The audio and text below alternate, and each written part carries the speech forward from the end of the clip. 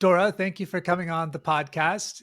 You are, or you came to the States as a teenage immigrant and moved your way up the ranks to become an award winning executive and a global keynote speaker. What mindset or values helped carry you through that journey?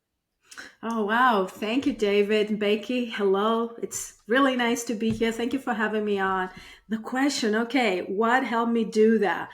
I think a lot of the values were just instilled early on for me because I was born and raised in Greece. And I actually mentioned this when I'm talking about my story, my website. I grew up cultivating tobacco. This is hard physical labor.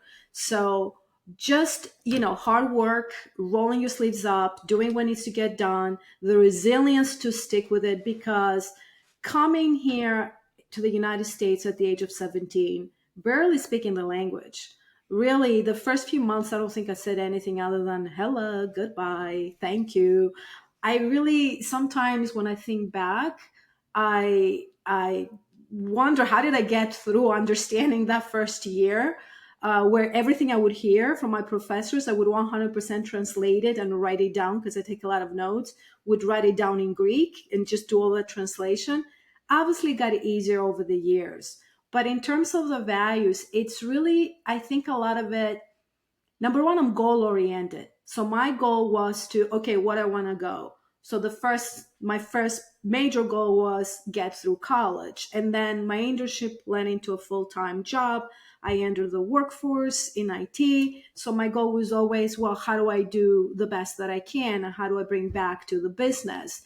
So other than the resilience, the grit, the not being afraid of hard work, I would say it's also that business mindset that helped me really move up the ranks over the years. It was always about how do I help my team? How do I help my organization?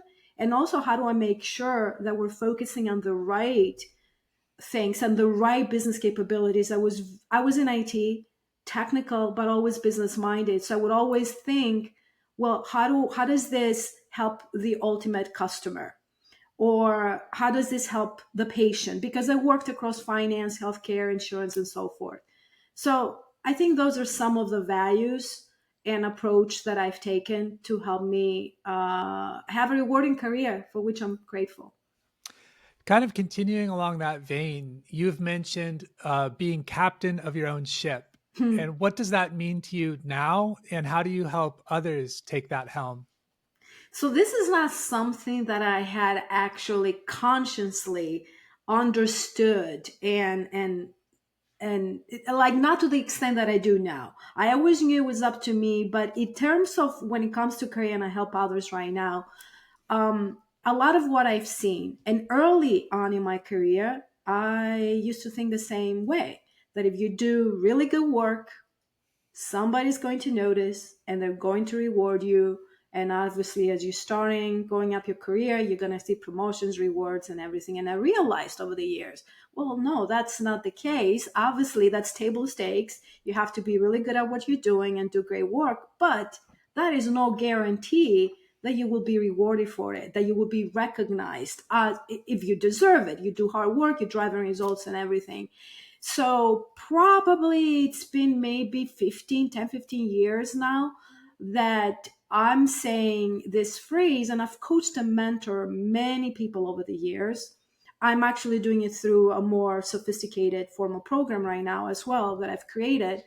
But being the captain of your ship means, hey, no one else is going to do it for you.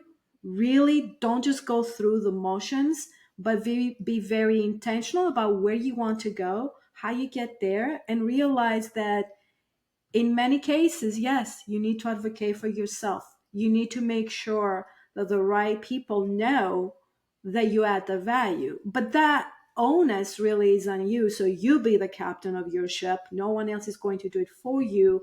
And oh, by the way, here's all the different tools and strategies that can help you do that.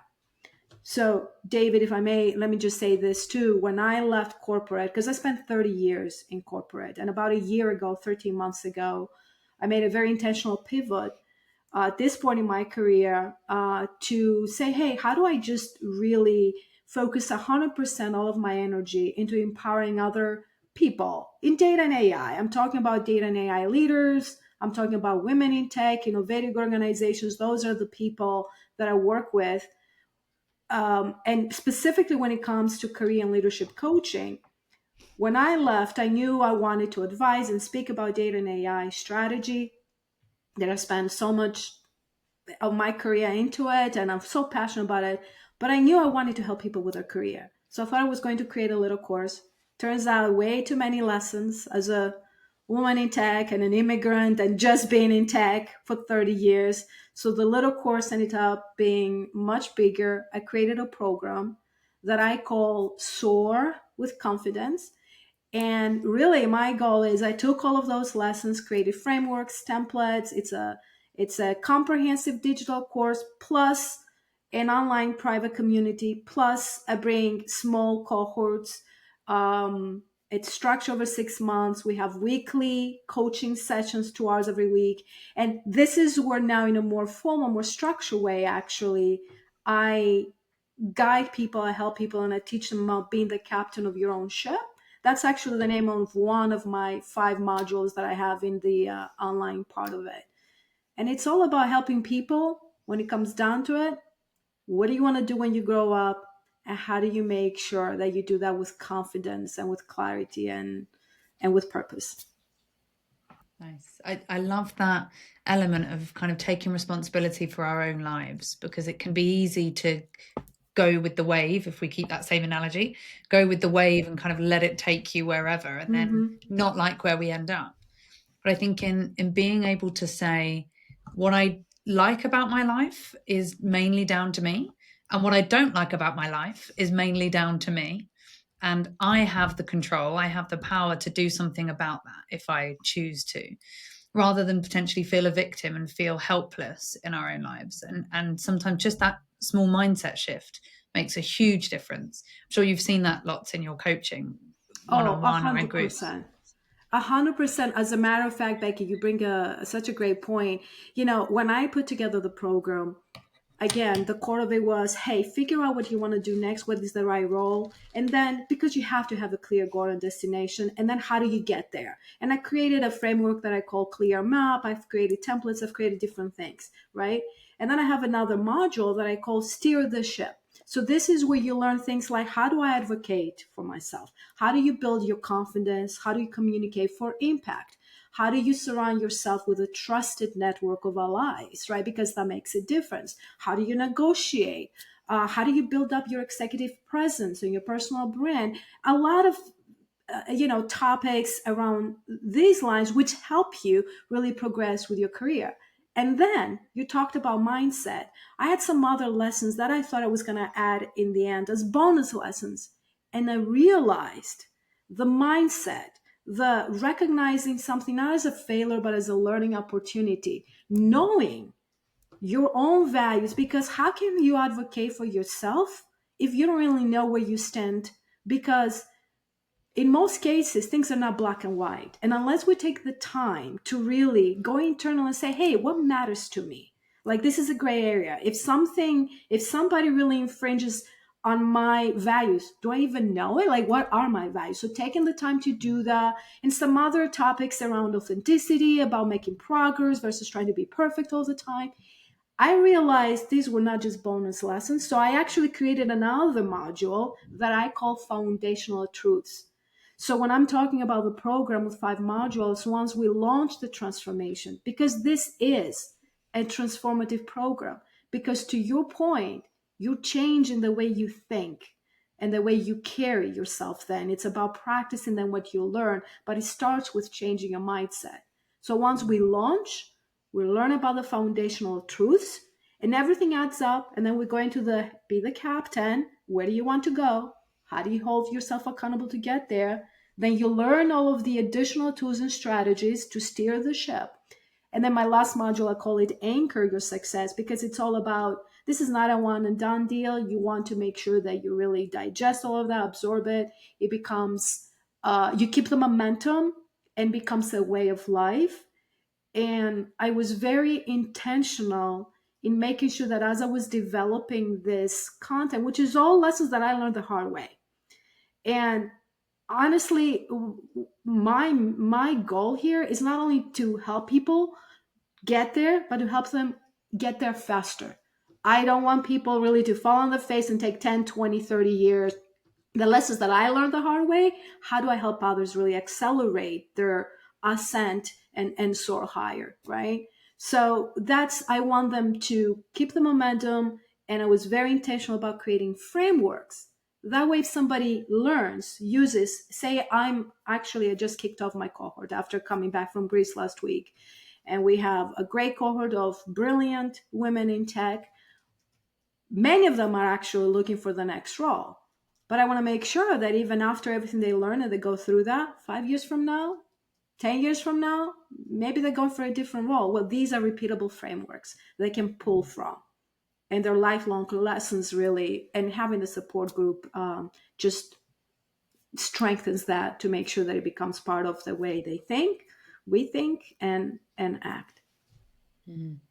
I think with AI, and we'll get into that, I'm sure, in a lot more detail, but the fast pace of change that we see with tech, that we see with AI, but there are these core human principles that, like you said, exist now, will in 10 years, did 20 years ago, will in the future, of, again, around mindset and frameworks that can be repeated, that even in a world that changes so much, there's still something that can be learned and kept and still be valuable in time. 100%. These are very fundamental, foundational topics and practices that, you can't skip over that. And in fact, we're actually there are some tools, some exercises that I've brought into this particular program that actually uses generative AI to help people even with figuring out the next role. But to your point about human-centered leadership and just really knowing, I speak on stages around data strategy and AI strategy. And for instance, one of my keynotes I did a couple of months ago was about leading with purpose in the era of AI. And I was also gave another keynote around future-proofing your career in this time and age of AI. So the human part, well, that's what the machine doesn't have. That's actually a differentiator. And in fact, in this time and age, I say it's less about how much you know, and it's realizing that in our lifetime or ever really going forward, we're never going to know more than a machine. I mean, AI is progressing so fast already. As a matter of fact, I was watching the World Economic Forum in January, I think that was, and Anthropic CEO Dario Amodei. Now, some people may think that he's a little bit more of an optimist, but he thought by the end of 2026, beginning of 2027, we're talking less than 2 years away. He thought that AI agents will actually be able to operate at PhD level for everything we can do. Now, other people say that might take 5, 10 years. Either way, we're never going to know more than AI. So this is not about knowledge. This is, however, about bringing our human side. And if we're in a leadership position, how do we lead and how do we prepare our organization really to leverage these tools to change the culture and how we transform? Because the skills that will differentiate us, yes, you have to know your technical or business, whatever you work in your domain, but how do you work with other people? How do you take something that is very complex that you may understand it because it has to do with your domain and make it simple and help others see the value of how it's going to help them? How do you read between the lines and connect the dots? How do you get everyone to come to the table and say, yep, we're getting it, and this is what we're going to focus on, because that's what matters. Not because, hey, it's AI, it's the latest hype, and we're going to do it.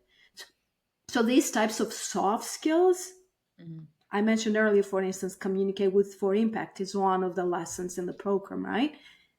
They're always going to be necessary, and one of those things that will really make somebody stand out and help future-proof their career. Not the only things, right? But definitely key ingredients.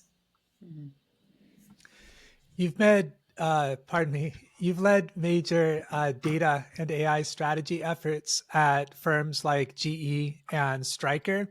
What's the biggest misconception you see in how leaders approach data and digital transformation today? The biggest misconception, I think, we keep falling in the trap of thinking that it's about the tech. You got digital in there, and it is digital transformation. So many times people think that it's about the technology. I think the biggest trap and mistake, it's not realizing the people and organizational transformation. And that you can bring me AI, you can bring me the best technology. But if it's on shaky foundation, say the data, it's all fragmented and siloed. And by the way, fragmented data means fragmented people teams. It means that people don't talk to each other across business units or divisions. It means that everybody in the organization has their own way of doing it, their own way of understanding it. This is why, David, to go your question, I've seen it so many times. I've been in organizations where something as simple as customer, there's no common definition. So how do you even know how many customers will you have? One division recognize somebody as a customer, I don't know, maybe after they've made a sale, and somebody else, calls it a prospect or something, or something else. And that's a simple thing. Business concepts and terms and capabilities can get a lot more complicated than just something as simple as customer, that we all think we understand it the same. And yet, when you start asking the questions, that's far from it. But that is something so key, with so many processes built around it, that, it's fundamental. And people don't realize that, we fall into the trap that, especially now, AI agents, it's all the hype, right? Which, by the way, Yeah. AI agents today, generative AI or AI the day before, Fabric, this, the other, data lake houses, whatever it was, there's always something. I tend to call it, actually, whatever is the hype today, tomorrow is yesterday's news. Meaning, there's always going to be something new. So the understanding is that, hey, it's not about the hype. AI is no magic bullet. It can't do everything, nor is the right solution for everything. And even if it can do a lot, which it can, let's make sure we're focusing on the right things. And like I was saying, if you have a shaky foundation around your data, around your processes, your people, your culture, and how you come together to work together, make sure that we solve for the right things at this time and we all understanding the same. Make sure we're integrating in a scalable way from a data and infrastructure technology perspective, that it's not point to point and again fragmented and disconnected or not scalable. Those are the things. Sometimes we jump into saying, yeah, I want to get there fast, just start building, AI will fix everything. It doesn't work that way. Can't skip over the basics. Agreed. And speaking to the people of these organizations, what practical advice do you give to mid-career professionals who feel stuck or invisible in these large organizations?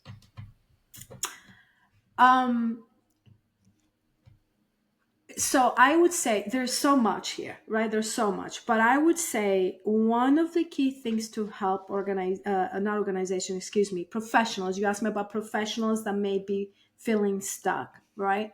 Yeah. It's really taking a step back and trying to realize perhaps, where this is stemming from, and then starting to change what they can control, which is their way, going back to taking ownership, their way of communicating and carrying themselves.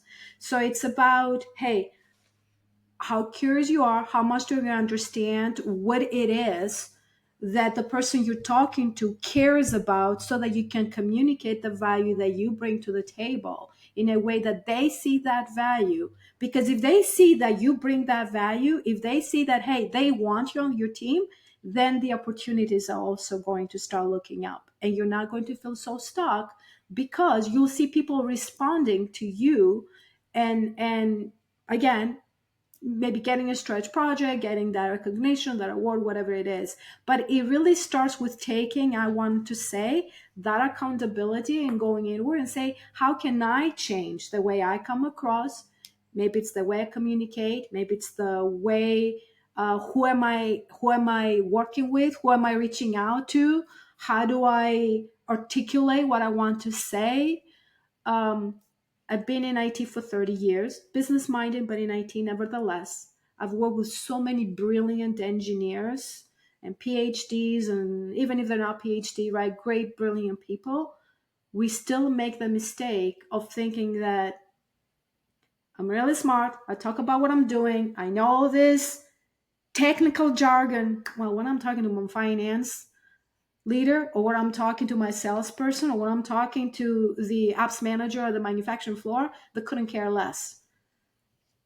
So what I would say is understand that it's not about you and what you know, but about how you can help the person you're talking to, which again puts the onus back to, have you done your homework to figure out what it is that they're looking for before you go and have that meeting? Well That's said. where I would start. Yeah, it comes back to that responsibility and accountability thing of, rather than, because it's very easy to point the finger, right? To say, I'm overlooked in this organization because that person did something, or because my leader doesn't do this, or because they care more about this and that, rather than saying, what can I do to provide more value to more people? And How can I make myself? And Becky, I would say, because I don't want to give the wrong impression here, it starts there, but part of that accountability is also holding others accountable. Yeah. Right? Which means that's now that skill of learning to advocate for yourself, and learning to communicate for impact, and holding, really being intentional and very deliberate about, how do I show up, and how do I come across, but help hold others accountable, because it may even be unintentional from their end, that they don't realize that, hey, you letting the ball drop here and this is on you. And as a matter of fact, David, back to your previous question, why sometimes even with these big transformations, still things fall through the cracks, and we just, things don't pan out the way that we want them to. We don't get the ROI. A lot of it has to do with culture and how people working with each other, and that fuzzy way of working with each other, that clarity where we don't all know what are we really going for here, right? So again, driving all of that, which has nothing to do with technology, but technology, as hard as it can be, especially because it's evolving, it is evolving so fast, right? What I found, I started as a COBOL mainframe programmer, and I've been a software developer, and I've been a data engineer, and I've been a program project manager, and I've also been an executive, pitched, got the funding, built whole functions from the ground up, right? But because I've been hands-on technical, I would always be forward thinking and working with the new technologies of the time. Obviously now it's agents. I'm no expert in agents. I'm not technical hands-on right now, but in my day, there was different technologies. Was it challenging? Yes. Was I frustrated sometimes staying up late at night teaching myself the new skills? 100%. But after spending 30 years, that's still, I believe, in my experience, easier, because we can figure it out. And if not, technology is evolving. Why it's not working today will work tomorrow. I do believe that the hardest factor in this whole equation is really just working with people cross-functionally, coming together to work as one team with common, clear, consistent goals. So I want to kind of delve into the soft skill element of it, but also into the fact that you work really closely in women in tech. And Yes. you talked about some coaching programs that you have specifically women there. My wife is a software developer, so I live with a woman in tech. I know nothing about tech. And I wondered what you thought, and maybe it's a global thing, maybe it's a regional thing. Do women still face challenges in tech that are unique to women and don't affect men? If so, what are they? And do you think that the newer need for soft skills to be more important might actually come in women's favor, considering those are traditionally more feminine traits or skills? Thank you for the question. I'm taking a second here because there's so much we can talk about here, Becky. The simple answer to your question is yes. I think women are still facing gender-specific challenges. Unfortunately, not everybody, and I'm hearing these stories, by the way, I'm hearing these stories, especially because I'm coaching women through my program, but also being a coach and a mentor, volunteering for women in tech, other organizations as well. So I think, yes, there are still people that think that, hey, well, let me give you this example. And actually, that's not my words. I heard somebody saying it, and I'm going to share here, credit to them, although I don't recall their name, but it was a great thing that they said. They said when somebody gets a new role, especially a leader role, if you are a man, and I think there's truth to this, the way they put it was you start with a bag that's full, meaning everybody is not really doubting as much because of your gender that you're not going to do good. But if you start as a woman, you start with your bag empty, meaning people might doubt just because of the fact that you're a woman. You like have to work harder to prove yourself. And I have personal experiences, what I felt it and I experienced it as well. So there's still that happening, unfortunately. I can tell, I've even seen women where we're ready to invest in themselves and join my program, and they were being held back by their spouses because it happened. I know it's anecdotal, but it was plain right there in writing. Yep, we don't see eye to eye for me to invest in it, right? So in different ways, it's still happening. At the same time as women, I think we are having, in my experience, coaching so many people, a harder time with imposter syndrome, with shaky confidence, thinking that we're not good enough. So I think it takes both to keep on driving that clarity and that education and changing the culture. Not every organization, not every person is like that, but it still exists. But also it takes us as women realizing that, hey, we actually have, including perhaps, traits that we gravitate to more than others. We have these unique traits that we can bring to the table that actually are more on the softer side, maybe more empathy, things like that, right? But it has to start with us investing, again, time, effort, energy in ourselves to understand, how do I get over my shaky confidence? How do I'm scared, but I'm still going forward, so that I don't let that idea that I'm not as good as others hold me back. And that idea could be there because I'm a woman or because of whatever reason, right? Because I never got the encouragement, because others are trying to push me down or thump me down. There is like these things are always going to happen. Does that answer your question?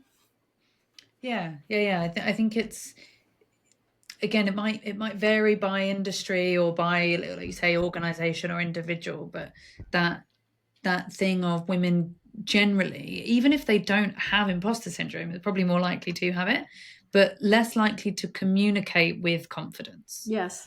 Which coming back to the points that we've made before, how that impacts how other people see you and the value that other people perceive that you have. It's all tied up in the same thing, which then comes back into imposter syndrome, because I'm just as good as this guy, but he's getting or she's getting all of the opportunities and I'm not. Maybe I'm not as good as I think I am. And that cycle continues. And it's what you just said. Maybe I'm not as good as I think I am.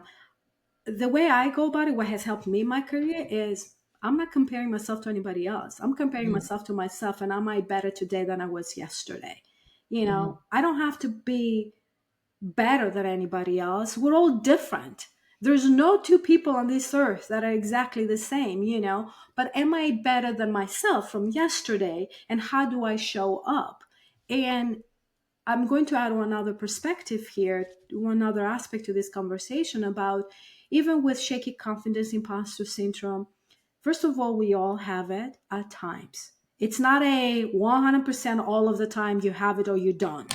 There are moments where people that are the biggest leaders, even celebrities get paid millions of dollars. They too might get imposter syndrome at times. As a matter of fact, it was about, I think, last summer, I read a survey by Korn Ferry where they surveyed CEOs around the globe. Every region is a little bit different, but overall around the globe, the average was about 75% that CEOs admitted to having imposter syndrome, meaning admitted to just not feeling confident that they can lead their organizations, especially with all the change that's happening with AI and everything, right? So even starting to just, understand this idea that having imposter syndrome or not being as good enough, like, number one, everybody can feel it. Number two, it's not an all or nothing. And number three, even when you're feeling it, like a lot of what I do, for instance, is I've done many scary things in my life. I mean, I wasn't even speaking the language. I was scared when I came. But if I was able to get through that, all I did was, I'm scared. I recognize it. I acknowledge it. And then I just put it aside for a moment, or with it or against it. I just, that split second, raise my hand and ask the question. Because then once I raise my hand, I have to ask that question. And the more you do that, taking that tiny, tiny little step, there's no big bang here. That's how you build up your confidence. The easier it gets, the better, the more confident you get. And back to your point from before, Becky, if we don't believe that we can do it, no one else will. Which goes right back to you be the captain of your ship and you know how you carry yourself and learn the right tools and strategies to help enable you really just unlock what you can do, unlock your potential. That's really great advice, Dora. I have tried to map my neural pathways to seeing the imposter syndrome or fear as just data. And you can use that data to come up with a strategy like, oh, maybe I need to brush up on this, or maybe I need to network with that. And I really like your framing that you're kind of comparing yourself to yourself yesterday. Like, what's my trajectory? You sit at the intersection of AI, human transformation, and leadership. And you've mentioned coaching. Where do you see coaching evolving over the next couple of years with all of these changes that you mentioned, or anything else on your horizon? I think it's a lot of what we're talking, David. I think where it's going, it's coaching around more the human side. How do we become more human? Meaning, how do we learn to work better with each other, to understand how I can help my stakeholder, right? To understand what the other person says and what they mean, read between the lines, read body language. And as leaders as well, when it comes to coaching and executive coaching, for instance, right? It's again a lot about influencing and a lot about getting the organization really on the same just rallying behind the same goals. And all of that requires those soft skills that Becky mentioned earlier, requires just us really bolstering our human side, not the technical side. So that's, I think it's just continue doing this, and it will become even more critical in my mind. The more of the technical or process based work is carried out by machines, by AI. And I know we're talking AI, and I know it's code right now. Eventually, we're probably going to go. We're already started seeing it with humanoid robots, right? We're also going to have the physical appearance of AI, humanoid robots, and all of that. The more of processes and tasks and tools, more of that is happening technically. We're going to need. So coaching also is about how do we make sure that we understand how we direct the work these machines are doing. Again, they're there to augment and extend our capabilities, not to replace us, right? But especially on the leadership side, so if I'm thinking about executive coaching and leadership coaching, but even no matter what level you are, how do you leverage these tools? Because they need guidance. AI is not as smart as it seems. Anyone that has worked a little bit with generative AI, because there's different aspects of AI, right? But generative AI, which is typically people when they say AI these days, they mean generative AI. We know there's other forms, right? But it's not as smart as it seems. However, it comes across showing up very authoritative, and it's sometimes very convincingly wrong. So the coaching for us is really understanding, hey, do we know what we want? Do we know where we want to take our business, our careers, our lives? And how do I direct this tool? And how do I help my organization really um, understand and learn how to leverage these tools? And it's less about tools doing tasks. It's going to be more about workflows interconnecting, because end-to-end business processes will need to run, and that's where AI agents can help us. So it's more about understanding that, and understanding, one, getting everybody on board, how to work with it, to understand; two, having that clarity, getting people to work together, uh, because it's going to be even harder right now because everything is happening at scale and fast. And three, I was going to say, yeah, direct and guide them for the right thing, because AI will never tell you it's wrong, and it can go down the wrong path. And unless we are very certain as to what we ought to do, we can make some very big mistakes fast and at scale. So I think that's what a lot of the coaching will come into. You mentioned your 30-year career in tech and leadership. What excites you most about the current times that we're navigating through? And also, on the other side of the coin, what worries you? Yeah, this is kind of like being at the fork of the road. I think it's exciting because, hey, we can use AI, for example, to come up to figuring out diseases a lot faster, right? A lot more effective than we ever could before. We have a lot of power in our hands. I think one of the things that kept me always excited in my 30 years, I never got bored. And I love and very passionate about what I do. There's always something new. There's a new challenge. For me, I thrive under challenges. And I think right now, with things changing and not stale, there is just the excitement about that, and the promise of what we could do with all of this technology now, which we have to be careful, however. On two points here, we have to be careful. One, that we don't use it for the wrong reasons. And there's always bad actors that can use all of this new technological power for the wrong reasons. So it's just something to be careful about. But two, the other risk, if you will, and this is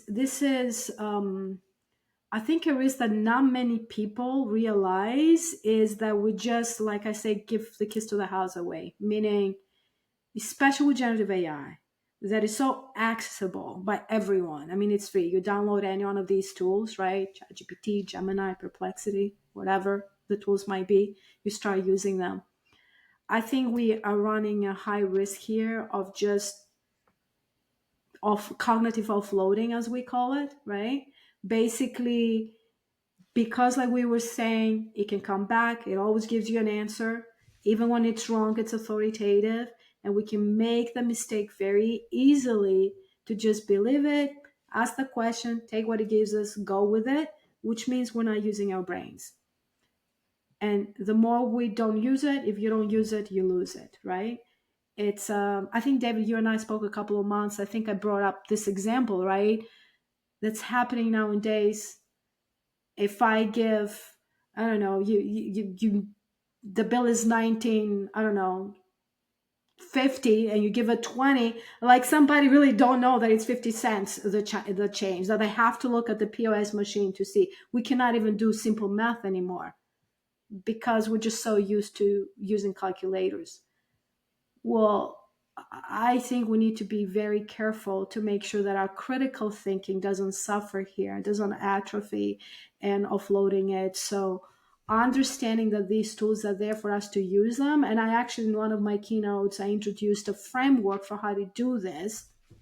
And it's definitely bi-directional, working with the generative AI, to just make sure that at the end of the day, it goes back to what we're saying too. We're still accountable for using these tools as business leaders, but also the risk of not letting go of our own critical thinking. Being the captain of your own ship. When I hear experts like yourself mention some of the concerns about or potential, let's say, consequences of mindlessly interacting with AI, or some of the risks involved, I just hear more of what already exists with navigating life with humans. Um, I think we also need to be cautious of people who come across as overly confident and under delivering or underqualified. Some professions, perhaps this shows up more than others, but I think it's always a risk. We tend to use proxies for like offloading our critical thinking. And I see social media and then AI as kind of those magnifying mirrors. Mm-hmm. I see it almost like a magnifying mirror. So it's like, we're putting it in there. It's not just coming out of nothing. Like, it's us magnified. That's curious what your thoughts are with that. Oh, I 100% agree. And I think whatever it is, so if we talk from a business perspective, right?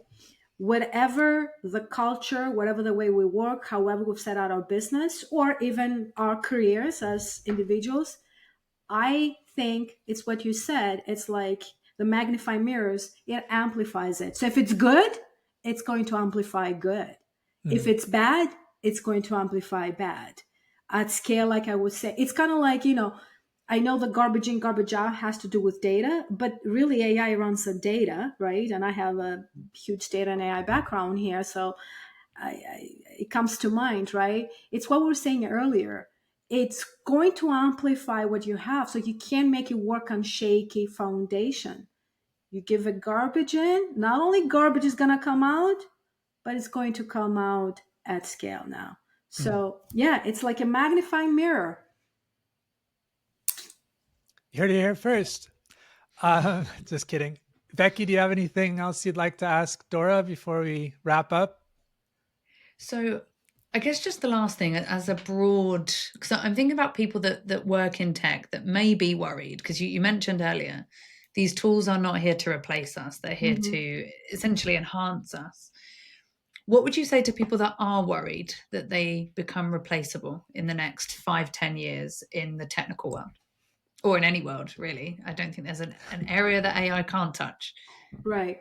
So let me just say something that I've heard many other people say, and then I'll add to that. And that is, and I heard it from Jensen Huang the first time, right? The NVIDIA CEO last year, that AI will not replace you. People that know how to use AI will.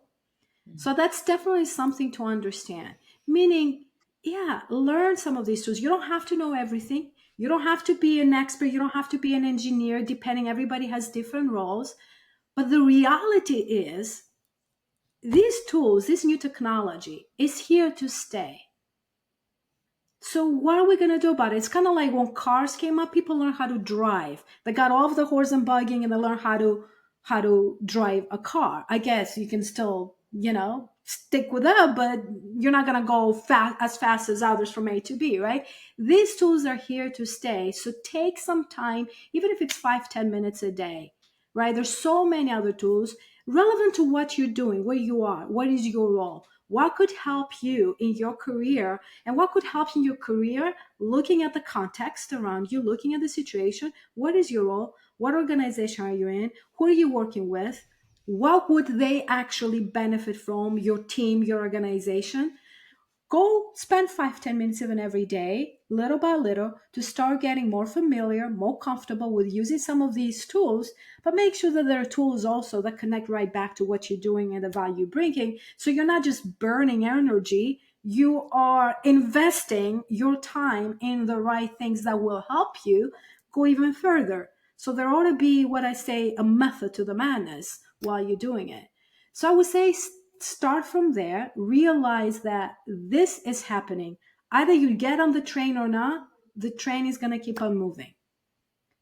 The other thing too, and this is something my dear friend George O'Carey said, not doing anything, sitting still, this is George's words, is really going backwards. And I loved that phrase. I thought that was so brilliant when I heard him saying it, because when I'm standing still, everything else is moving, everything else is changing, it's going forward. So really staying still is going backwards. So with another thing that I would say is come to that realization. It's not going to happen by itself. So you need to take action. Wishful thinking takes you nowhere, right? Action means understand where you are, start learning these tools, start then learning additional skills like how do you communicate for impact? How do you figure out that people understand the value that you bring to the table?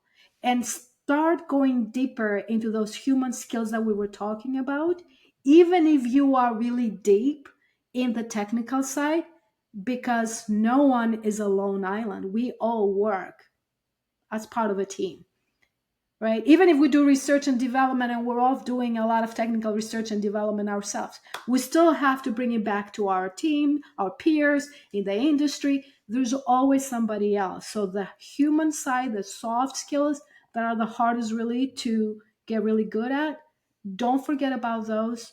Those are actually the ones that will help you stand out in, especially in today's environment, more than ever before, I think. Well, Dora, thank you once again for coming on the podcast and sharing some of your significant wisdom and insights with us. Where can people get in touch with you, and where would you like to point them to follow the work that you're doing? So I'm very active on LinkedIn, but they can go to doraboussias.com, my website. And from there on, if you just search me on LinkedIn or any of the social media platforms, just by my name, people will be easy to find me. And I am active. I post actually multiple times a week, little tidbits of expert insights, things that I've learned, lessons that I learned, things that I think will be of value, help people. And they're usually about career and leadership. They're about data and AI strategy, or about driving transformation at the enterprise level. So if that's of interest, certainly. And feel free to reach out on LinkedIn, my website, anywhere. I'm always open to just continue the conversation, because I believe in learning from each other.